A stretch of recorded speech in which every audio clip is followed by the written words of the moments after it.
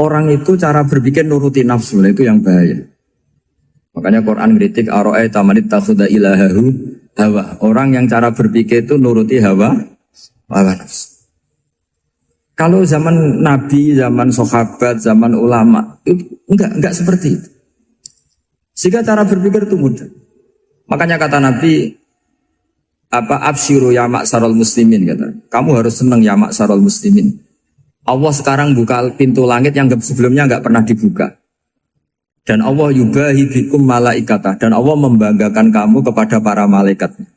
Kenapa? Umatnya Muhammad, umatnya Rasulullah Muhammad SAW, itu kalau sampean kepengen mati setiap saat itu baik, itu resepnya gampang kata Nabi. Addu faridotan wantadzoru ukhra. Jadi Allah memberitahu, ya Muhammad, umatmu ini luar biasa. Jadi misalnya tadi kita sholat subuh, ditanya, Bahak kamu sekarang ngapain? Nunggu sholat duhur ya. Setelah sholat duhur ditanya lagi nunggu apa asar. Sehingga faman kanat hijratuhu ila wa rasulih fa hijratuhu ila wahi. Jadi kalau ya sudah ini tak ijazahkan. Kalau setelah sholat subuh nunggu apa? Duhur. Setelah duhur nunggu. Sehingga ketika kita mati itu statusnya penunggu sholat. Tapi kamu kan enggak miskin. Kenapa? Penunggu kaya. Nah, itu enggak masuk surga itu. Penunggu kemapanan. Berarti kan menunggu sesuatu yang seleranya nafsu. Beda kalau penunggu sholat. Berarti kamu di dunia menunggu ritual ibadah. Maka di antara ijazahnya Nabi apa? Addu faridotan wantadzoru ukhra. Melakukan satu fardu. Kemudian kita menunggu tugas berikutnya. Jadi niati saja setelah subuh nunggu apa? Duhur. Setelah duhur, meskipun kita di perapatan, apa? Nunggu asar ya. Tapi ya asar betul, jangan nunggu tok pas asar ndak. Jadi sebetulnya umat ini gampang sekali. Jadi di antara kebanggaan Allah, yubahi itu Allah bangga dengan malaikatnya adalah umat ini adalah addu faridotan wantadzoru ukhra, melakukan satu fardu kemudian menunggu fardu yang lain. Dari mengkhidmati kampus, ingin mengkhidmati masyarakat, dari satu masyarakat lokal Semarang menjadi sampai sekarang sampai Banjarmasin, Unisula mau bikin kampus di sana terus gitu. Dari satu tugas ke tugas yang lain. Makanya Islam diajarkan setelah satu tugas selesai, faida faruq tafan so. Jadi sehingga hidup kita itu dinamis. Dari satu kebaikan menunggu kebaikan lain, dari satu kebaikan menunggu. Sehingga hidup kita ngapain? Nunggu satu kebaikan. Ini sudah masuk faman kanat hijratuhu ila wa rasulih fa hijratuhu ila wa rasulih. Sehingga orang bayangkan kalau kita direkam Allah, Gusti kula ampun mati nak dereng sugih. Wis melarat puluhan tahun, sakit, nunggu sesuatu sing sifatnya nafsu, kepengin sugih. Sugih tok aja cukup. Tahu buruh wong sing tahu ngenyek ndekne lho, itu kan urung-urung wis dendam. Saya belum mau mati sebelum kaya dan buruhkan orang yang pernah melecehkan saya. Wis ngono akhirnya mati urung sugih. Berarti wis fakir matine hasud. Mau itu ngenes dunia akhirat kan kira-kira seperti itu. Kamu santai aja kalau fakir berarti meringankan hisab karena ada banyak harta. Yang mau dihisab papanya tidak punya apa-apa. Jadi saya mohon sekali ya, Islam itu mengawal kebahagiaan. Sebab itu sampai bahagia itu menjadi perintah Islam, qul bi fadlillah wa bi rahmati fa bidzalika falyafrahu. Karena dengan bahagia bi taat diharapkan orang Islam itu tidak bahagia atau cari kesenangan lewat jalur maksiat. Sehingga ciri utama wali apa? Ala inna awliya Allahi la khaufun alaihim wa lahum yahzanun. Sehingga ulama dulu itu rileks-rileksnya. Termasuk yang saya ceritakan tadi, Imam Ahmad, Imam Syafi'i, itu melihat apa saja rileks. Ya tadi kalau disenangi orang ya barokah, punya kawan kebaikan. Nak dineng ya barokah dineng di gedingi tonggo rada utang, ngeranjuk tulo gitu. Jadi rileks saja. Masyhur itu Imam Syafi'i ngendikan waman asaa ilaika faqat atlakoka. Orang yang berbuat buruk sama kamu, hakikatnya adalah membebaskan kamu. Atlako itu apa? Membebaskan.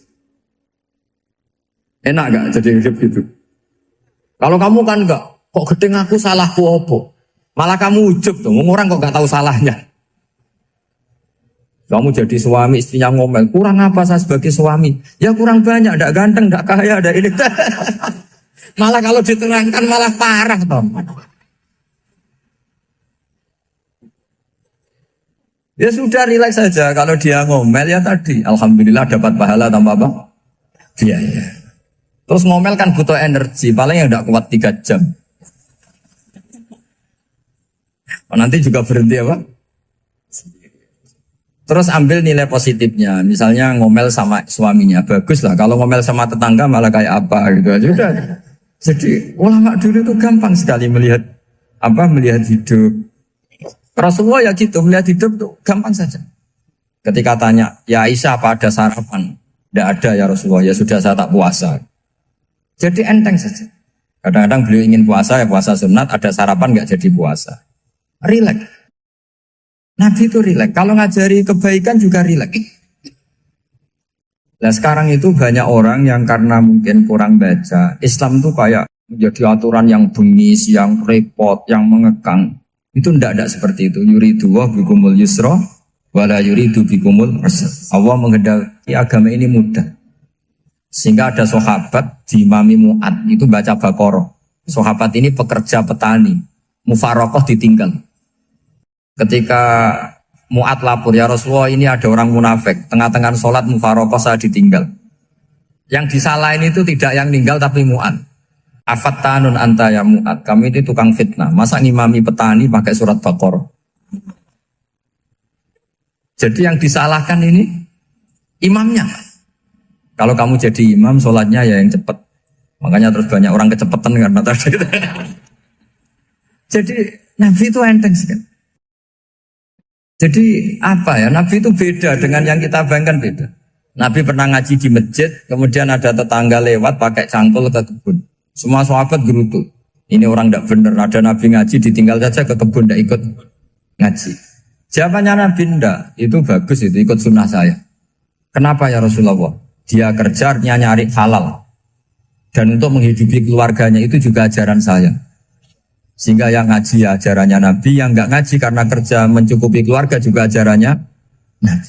Segampang ini. Oh, kalau kayaknya kamu kan, woi gak roh akhlak kan gitu. Nabi rileks saja Nabi. Sampai bisa lihat itu di Ihya, di bab Fadhailul Kasbi. Makanya ini penting sekali supaya orang itu berpikir Islam atau mendakwahkan Islam itu berdasar sanad. Ya, yang mutasil yang pernah dilakukan Rasulullah SAW. Sesuatu yang dilarang Allah itu pasti mador. Maka untuk melarang seseorang bergantung sama narkoba misalnya atau hal-hal yang bahaya pada fisik, itu satu tentu bagi ahlullah, tentu karena takut Allah. Tapi banyak masyarakat yang memang benar-benar bisa meninggalkan narkoba karena efek buruknya ganja. Bahwa itu mengakibatkan sakau, mengakibatkan tidak sadarkan diri, mengakibatkan kebangkrutan ekonomi macam-macam. Sehingga mereka benar-benar benci sama yang namanya narkoba.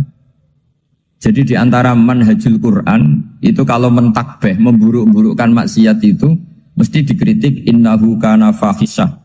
Innahu kana fahisyata wa makta wa sa'a sabila. Innahu kana fahisyata wa sa'a sabila. Diulang beberapa kali. Sehingga dibutuhkan kecakapan untuk menganggap satu hal yang buruk itu fahsyah, sesuatu yang enggak rasional, sesuatu yang tidak positif, sesuatu yang pasti berdampak negatif. Sehingga kalau misalnya tadi dibacakan oleh Qori, kuntum khaira ummatin ukhrijat linnasi ta'muruna bil ma'ruf wa tanhauna 'anil munkar. Untuk berhenti dari kemungkaran itu satu takbihun litil kal mungkar atau litil kal mungkarat, bahwa mungkarat itu kita cap, kita stigmasi bahwa itu buruk sekali. Seperti Nabi mengajarkan pemuda tadi, masa kamu suka ibu kamu digitukin lelaki lain, putri kamu, bule kamu, bude kamu, sehingga orang ini pikirannya termindset betapa buruknya zina. Sama seperti kita sukses memindset betapa buruknya narkoba, betapa buruknya bahan-bahan terlarang. Begitu juga seterusnya, terus pengkhianat dan sebagainya. Tapi problem manusia adalah dia itu akan mencari kebahagiaan atau kesenangan sesaat. Maka caranya gimana? Keinginan senang lewat maksiat ini dilawan dengan nyaman dengan taat. Saya ulang lagi, nyaman dengan taat. Sehingga ulama dulu punya kalimatul munajat, artinya kalimat hubungan pribadi sama Allah yang menjadikan orang itu nyaman. Dan ini yang diajarkan kitab-kitab tasawuf. Kitab tasawuf itu sukses mengajarkan melihat alam raya ini semuanya nyaman, termasuk yang mengecewakan. Itu dianggap nyaman. Saya berkali-kali mengajarkan ilmu ini karena ini musalsal ila Rasulillah SAW. Itu pernah suatu saat Imam Ahmad itu dipanggil sama tetangganya, anak muda. Tentu Imam Ahmad ini orang yang sangat soleh, sangat waroi, sangat tunduk sama perintahnya Allah dan Rasul. Pemuda tadi manggil, ya Ahmad, datang ke rumah saya. Imam Ahmad datang. Setelah sampai ke pemuda tadi, sudah pulang lagi, saya tidak butuh kamu. Pulang lagi. Setelah sampai rumah dipanggil lagi, ya Ahmad, datang lagi. Datang lagi. Oh, saya tidak jadi butuh, pulang lagi. Sampai 3 kali. Dan itu perangai ekspresi Imam Ahmad itu atau ulama lain yang sesoleh beliau itu nyaman, indah. Beliau tetap senyum-senyum nyaman. Beliau tidak tersinggung, tidak terprovokasi, pokoknya tidak tersinggung, kelihatan nyaman. Lama-lama pemuda ini terus tanya, ya Ahmad, kamu saya perlakukan seperti ini kok tidak tersinggung? Kamu senyum-senyum saja, happy-happy saja. Jawabnya Imam Ahmad itu unik. Wahai pemuda, saya kamu panggil itu senang sekali. Karena kata Nabi, kalau kamu iman dengan Allah dan Rasul, maka hormatilah tetangga. Jadi saya senang. Karena nuruti perintah Allah untuk menghormati tetangga. Jadi tidak ada urusannya dengan kamu. Kagetnya kayak apa? Jadi dipanggil tetangga ya senang karena melakukan perintahnya Allah dan Rasul, yaitu ikramul jar, fal yukrim jarum. Disuruh pulang, kamu ingin saya pulang, ya saya pulang. Disuruh datang, ya saya datang. Jadi saya tidak tersinggung, saya tidak ada urusan dengan kamu. Urusan saya dengan Allah Subhanahu wa Ta'ala. Itu kalau bapak-bapak istrinya ngomel terus sabar itu ya bagus. Saya tidak punya urusan. Kalau kamu terprovokasi oleh istri, berarti kamu didikte oleh makhluk. Masa seorang rektor didikte makhluk? Kan tidak keren. Apalagi seorang habib didikte makhluk, kan tidak keren. Yang bisa mendikte kita hanya Allah Subhanahu wa Ta'ala. Dan Allah mendikte kita, mengajarkan dia wa ashiruhunna bil ma'ruf fa in karihtuhunna fa asa an takrahu shay'an wa yaj'alallahu fi khairan katsira. Jadi cara melihat istri kita bawel gitu atau cerewet, alhamdulillah ini ada pahala tanpa modal, cukup sabar. Kalau istri kamu sedang mesra malah mintanya ke mall, malah biayanya tinggi. Murah mana dapat pahala dimarahin sama saat mesra minta ke mall? Milih yang pertama kan? Nah ya itu tidak usah modal ini. Ya gitu aja. Jadi kalau istri sedang marah bawel, anggap saja ini rezeki. Dapat pahala tanpa apa? Biaya. Nah kalau pas rukun malah nantang ke mall, biayanya malah tinggi. Jadi ulama dulu itu melihat dunia itu happy. Pernah Imam Syafi'i dikasih tahu, orang yang tadi nyium tangan kamu ya, itu di rumah menghujat Anda. Jadi dia sopan hanya di depan Anda, kalau di luar menghujat Anda. Jawabnya Imam Syafi'i lucu. Ya baguslah. Yang cerita ini kaget. Kenapa bagus ya Aba Abdillah? Kalau manggil Imam Syafi'i ya Aba Abdillah. Ya berarti saya masih wibawa, di depan saya tidak berani katanya. Jadi dipandang enteng saja. Jadi kalau kamu di depan kamu istri kamu tidak berani belanja, tidak ada kamu belanja banyak, anggap saja Anda wibawa. Jadi enteng saja. Pernah Imam Syafi'i dikasih tahu, separuh dari kampung Anda itu gak suka kamu. Ya baguslah. Kenapa? Oh nak rukun malah bakal utang katanya gitu. Kira-kira yang utang itu yang rukun apa yang neng-nengan? Yang rukun. Jadi enteng saja. Masyhur itu makalahnya Imam Syafi'i. Waman asa'a ilaika faqad atlaqaka. Orang yang berbuat buruk sama kamu berarti membebaskan kamu. Kalau saya sedang nenengan sama Habib Hasan Toha Putra, beliau naik Alphard nggak nawarin saya sah karena baru nenengan. Tapi kalau sedang rukun malah harus repot mana? Rukun sama tidak rukun? Repot rukun sebetulnya. Jadi Imam Syafi'i itu happy saja. Kalau sedang rukun sama tetangga ya dianggap rukun itu satu kenikmatan. Sedang nggak rukun ya dianggap satu kenikmatan. Jadi orang dulu itu serilek itu melihat dunia. Kalau kita kan enggak, ego. Wah saya ini suami kok dimarahin istri. Wah ini egonya bangkit. Padahal egonya bangkit itu ada kebodohan di situ. Yaitu seorang rektor didikte seorang istri, seorang makhluk. Apalagi kalau Anda daftar wali itu tidak akan jadi wali.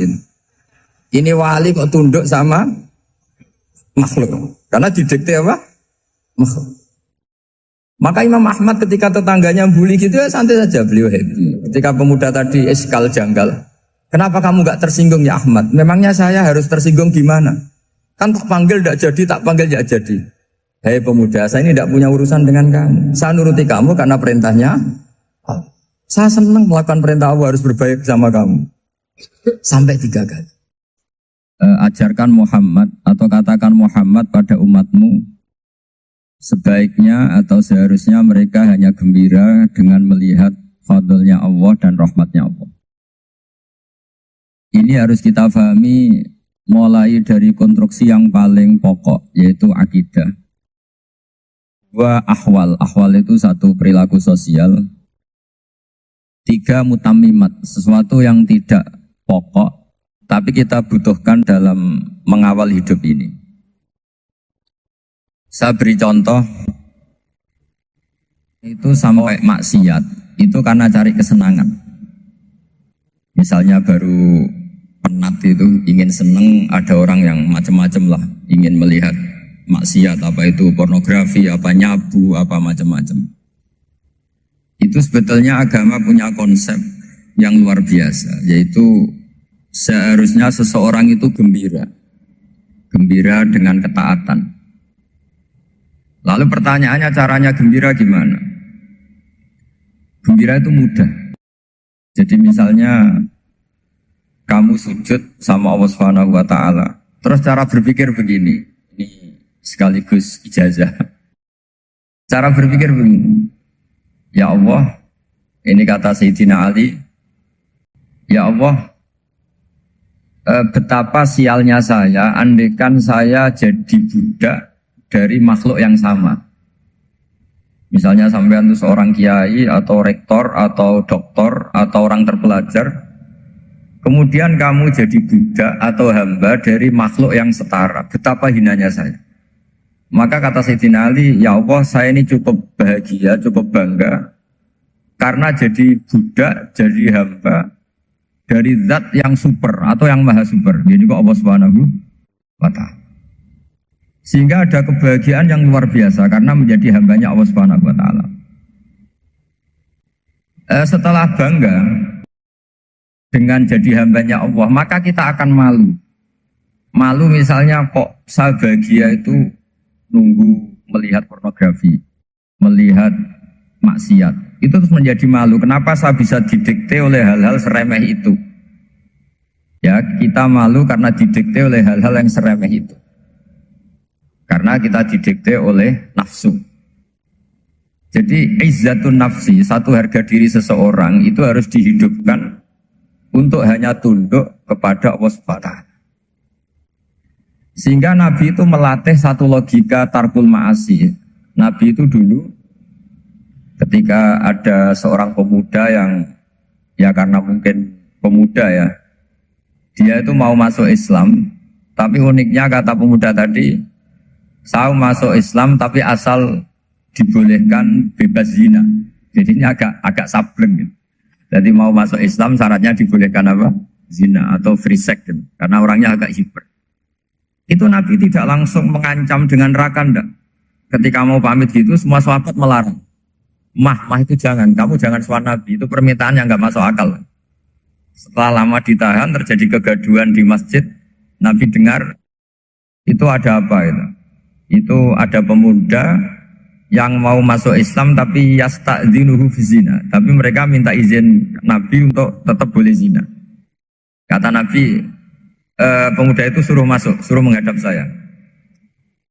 Ketika menghadap Nabi, Nabi mengajarinya itu luar biasa. Nabi tidak langsung mengancam dengan neraka atau dengan azab tunda. Tapi kata Nabi, atuhibbuhu li ummik. Kamu suka kalau ibu kamu itu jadi demenannya orang banyak. Pondok ya Nabi, yang demen ibu saya tak bacok kan. Karena ini ya agak preman, di mana-mana orang nakal agak preman. Terus atuhibbuhu li bintik, kamu suka kalau putri kamu ya digitukan orang-orang. Oh ya enggak Nabi, yang gitukan putri saya tak baca. Atuhibbuhu li kholatik, kamu suka kalau bule kamu digitukan. Atuhibbuhu li ammatik, kamu suka kalau saudara bapak kamu digitukan. Nabi itu mengeset ya. Cara sekarang itu cuci otak mungkin. Nabi itu meluruskan otaknya anak muda itu betapa buruknya zina. Cara bahasa Arab ditakbih. Betapa buruknya zina. Kamu suka kalau korbannya ibu kamu, putri kamu, bude kamu, bule kamu. Sehingga orang itu matur ya hasbuka ya Rasulullah, ini sudah cukup. Saya tidak pernah melihat sesuatu seburuk zina. Jadi fa'al kawwa fi qalbihi bughda zina. Kemudian Allah meletakkan di hatinya, menanamkan benci zina. Sehingga akhirnya pemuda tadi menjadi kifah, menjadi menghindari zina. Artinya begini ya, ini mungkin yang lolos dari para kita sebagai dai, kita tidak belajar banyak tarbiyahnya Rasulullah Shallallahu Alaihi Wasallam. Jadi kalau kita benci maksiat, itu jangan hanya ditakdir, ditakutkan neraka, itu enggak. Jangan hanya itu. Tapi di logika. Jadi kalau kita menghindari maksiat, itu selain karena takut azab, itu ada logika. Ada rangkaian pikiran yang menjadikan kita anti satu perbuatan apa maksiat. Jadi misalnya gini ya, kira-kira ginilah kalau contoh gampang itu. Ada orang gitu ya, nyanyi dengan pakaian yang mungkin pornografi gitu. Mungkin pemuda-pemuda ingin melihat itu, tapi bisa diobati gini. Kok enak dekne mergawe kok tak bayar, ya aku kehilangan duit. Meskipun dengan logika yang agak serampangan, yang penting menjadi kita ini punya harga diri untuk tidak tergantung hal-hal seperti itu. Sehingga Nabi itu cara menggambarkan tadi mulai atuhibbuhu li umma, kalau ibu kamu jadi demenannya orang lain. Pemuda tadi bilang yang demen ibu saya mau saya bunuh. Ditambah lagi atuhibbuhu li bintik. Bagaimana kalau korbannya putri kamu, bule kamu, bude kamu. Sehingga terus si pemuda tadi betapa buruknya zina. Betapa murahnya zina. Akhirnya pemuda tadi al-qawwa fi qalbi bughda zina. Terus kemudian pemuda tadi itu sangat membenci dengan apa? Berzina. Nah, pikiran-pikiran seperti ini harus kita tanamkan. Harus kita tanamkan supaya orang itu benci melakukan maksiat. Karena satu memang takut sukhtuwah, takut dibendu Allah atau dibenci Allah. Dua, memang logika kita mengarahkan tidak maksiat. Saya beri contoh ya, betapa pentingnya mindset ya, cara berpikir. Orang itu menjadi kikir itu karena nganggap hidup itu lama dan uang itu penting. Kalau zaman Nabi itu sederhana kalau melihat hidup. Pernah suatu saat Nabi itu punya jatah makan. Karena Nabi itu hidupnya juga pas-pasan. Jadi Nabi itu unik. Beliau di satu sisi kaya raya, bisa ngurmat Abu Hurairah, Ammar, Suhaib. Ashabu Sufa itu dirawat Nabi semua. Itu kan kaya, bisa merawat sekian orang. Tapi di sisi yang lain untuk pribadinya beliau miskin. Kadang nggak bisa makan hari itu. Tapi di saat yang sama bisa merawat Ahlus Sufa. Jadi keliru kalau orang hanya cerita Nabi itu miskin, untuk makan dirinya aja susah. Itu keliru. Kelirunya kalau tidak diteruskan, tapi Nabi mampu menghidupi Ahlus Sufa. Singkat cerita jatah makannya Nabi itu dikasihkan orang ketika Nabi tanya, ya Aisyah, makanan jatah saya di mana? Oh ya Rasulullah, tadi ada orang minta tak kasihkan, maka makanan itu habis. Apa kata Nabi? Kamu salah Aisyah. Yang kamu kasihkan itu justru yang masih. Ya, yang kamu kasihkan itu justru yang masih. Sehingga Nabi menganggap, makanya Nabi terus ngendikan, harta kamu ya kamu makan kemudian ke WC jadi kotoran, atau punya pakaian mewah nanti rusak, wa tasaddaqta fa abqaita. Ada yang kamu sedekahkan, yaitu yang abadi sampai akhir. Sehingga banyak pengusaha yang mencintai saya setelah tak ajari hadis itu, misalnya punya uang 1 miliar karena dia spekulan atau pedagang rawan bangkrut, disedekahkan ke masjid 50 juta, yaitu yang abadi. Jadi kalau suatu saat bangkrut, dia masih punya uang 50 juta di akhirat. Jadi Nabi itu mengajari sedekah itu apa? Ya sedekah itu pengabadian uang. Kalau kita kan enggak, bilang sedekah itu nguras uang. Itu pikirannya setan, tapi pikirannya orang Islam. Itu cara berpikir setan, bukan cara berpikir umat apa? Sehingga Sayyid Ali Zainal Abidin itu kalau ada orang minta, kemudian beliau ngasih, itu beliau bilang gini, marhaban biman hamala zati ilal akhirah. Matur nuwun nggih jenengan sembeta sangu kula nate. Jadi dianggap teller saja. Orang yang minta uang beliau itu dianggap tukang nyatet bank ini. Karena sudah ditabungkan. Ya sudah. Kalau kita kan enggak, wah pengemis itu ganggu gini-gini. Kecuali pengemis profesi ya, mungkin kita agak-agak enak. Mari zaman akhir itu ada pengemis apa? Profesi. Jadi repot. Terus tak beri contoh lagi kebahagiaan ketika kita milih Islam moderat. Islam kita diajarkan guru-guru kita, utamanya oleh guru kita Mbah Maimun. Saya juga sering ketemu beberapa ulama dunia, termasuk Habib Umar. Saya juga ikut sowan ke sini pas beliau sama Habib ini Hasan Toha Putra di sini sama orang-orang moderat. Itu cara berpikir juga luar biasa indah. Beliau pernah cerita ya, beberapa ulama lah, banyak yang cerita itu. Saya pernah diceritani seorang alim ketika ada orang ekstremis itu mau ngebom di tempat maksiat. Kebetulan yang maksiat itu kebanyakan ya orang Islam. Karena di negara yang mayoritas Islam. Ditanya sama Syekh Sa'rawi itu. Syekh Sa'rawi itu mufasir top di mana? Mesir. Ini mau tak habisin karena mereka orang Islam kok maksiat terus. Terus ditanya sama Imam Sa'rawi. Laumatu ala khini ma'asihim aina masiruhum. Kalau mereka mati dalam keadaan maksiat, mereka kemana? Ya ilan nar, mereka pasti masuk neraka. Terus ditanya sama Imam Sa'rawi. Wahal masiruhum ilan nar muradun nabi amlan. Punya umat maksiat kemudian mati masuk neraka, itu yang diinginkan Nabi apa enggak? Ya tidak aja. Ya sudah, enggak usah dibom, ditunggu tobatnya kata. Karena kalau mati dalam keadaan itu ke neraka dan itu tidak yang diinginkan Rasulullah Sallallahu Alaihi Wasallam. Terus ekstremis ini menjadi tobat, tidak berpikir ekstremis mas. Jadi orang itu harus berpikir mindset yang baik. Meskipun kadang berpikir baik itu ya agak-agak kacau. Ada seorang wali majdud, itu kalau berdoa agak kacau, tapi gak bisa dibantah. Masyhur itu doa itu. Ini sekaligus ijazah, tapi kalau sebelum wali gak boleh. Itu datang ke makamnya Rasulullah SAW. Terus doanya itu begini. Ya Allah, sekarang terserah engkau. Ya Allah, sekarang terserah engkau. Jika saya kamu jadikan orang soleh, jika saya engkau jadikan orang soleh, maka surra habibuk, maka kekasihmu ini senang. Yang susah musuhmu yaitu setan. Tapi kalau engkau menjadikan saya orang fasik, maka yang susah kekasihmu, yang senang musuhmu. Jadi kan punya dua pilihan itu. Oh itu kan doa tapi kayak teror itu. Ya jadi berdoa di Raudhah. Oh itu pasti mandi itu karena agak-agak maksa Tuhan itu. Mohon terserah jenengan, mau menyenangkan kekasihmu, apa menyenangkan musuhmu gitu. Kira-kira gimana? Kalau tertarik boleh doa itu dipraktekkan. Tapi kayaknya kalau copy paste itu gak keren, apa?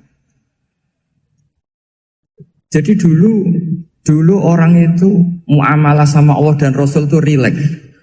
Rileks itu nyaman karena ya tadi, qul bi fadlillah wa bi rahmati fa bidzalika falyafrah.